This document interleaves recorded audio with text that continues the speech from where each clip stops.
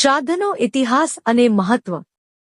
હિન્દુ શાસ્ત્રોમાં શ્રાદ્ધની વ્યાખ્યા કરવામાં આવી છે કે પિતૃઓ માટે જે કોઈ કાર્ય શ્રદ્ધાથી કરવામાં આવે છે તેને શ્રાદ્ધ કહે છે.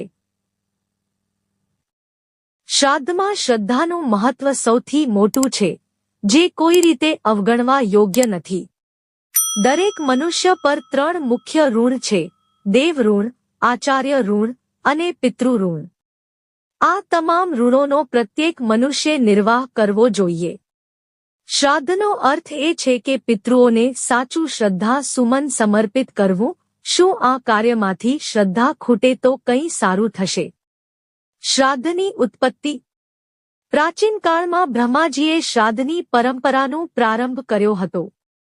મહાભારતના શાંતિ પર્વમાં દાંદરમાનુશાસન પર્વમાં શ્રાદ્ધના મહાત્મ્યનું સુંદર વર્ણન કરવામાં આવ્યું છે.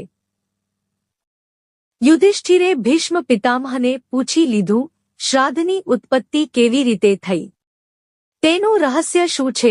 ભીષ્મ પિતામહે હસતા હસતા કહ્યું, પિતૃઓને શ્રદ્ધાથી સમર્પિત કરવામાં આવતા કાર્ય માટે બ્રહ્માએ શ્રાદ્ધની પરંપરા શરૂ કરી હતી, જે આજ દિન સુધી ચાલી આવી છે.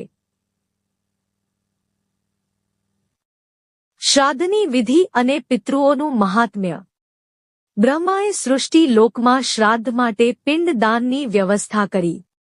સૌ પ્રથમ વખત શ્રાદ્ધનું આયોજન નિમિ રાજા દ્વારા કરવામાં આવ્યું. આમ આ પરંપરા પૃથ્વી અને દેવલોક બંનેમાં ચાલુ થઈ.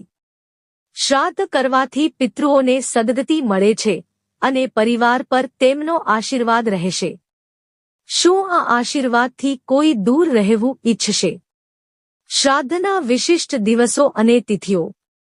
કૃષ્ણ પક્ષના અમુક દિવસોમાં શ્રાદ્ધ કરવાનું વિશિષ્ટ મહત્વ છે. ખાસ કરીને અમાવસ્યાનું શ્રાદ્ધ, જે સર્વ મનોકામનાઓ પૂર્ણ કરનારું માનવામાં આવે છે.